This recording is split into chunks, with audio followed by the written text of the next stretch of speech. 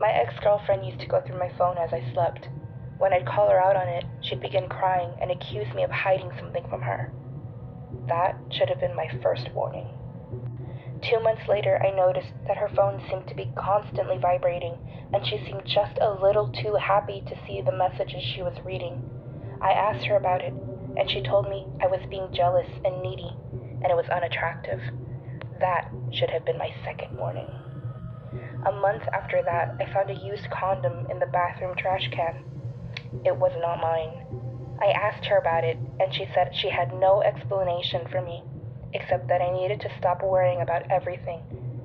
That should have been my third warning. There were so many warnings, and yet I saw none of them. Maybe I just didn't want to see them.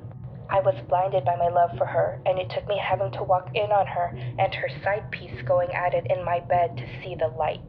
Even as I cried and screamed at her, she snapped and told me that it was embarrassing that it had taken me so long to notice. If I loved her more, maybe I would have noticed sooner. That was my final warning. But after the breakup, I couldn't help feeling just a little guilty. My own clouded judgment just couldn't paint myself as the victim. My friends told me that she was a snake, and I shouldn't go back. My mother told me that she was a snake, and she had never really liked her anyway.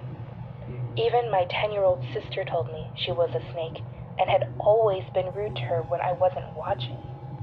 But I just couldn't make myself believe it. She wasn't a snake to me.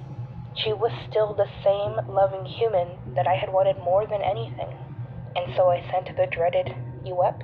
text. An hour later, I was sitting in her room, crying, and I finally saw it. I saw who she really was, as she writhed around on the floor with her arms and legs hacked off to bloody stumps. I could finally see it. She was a snake.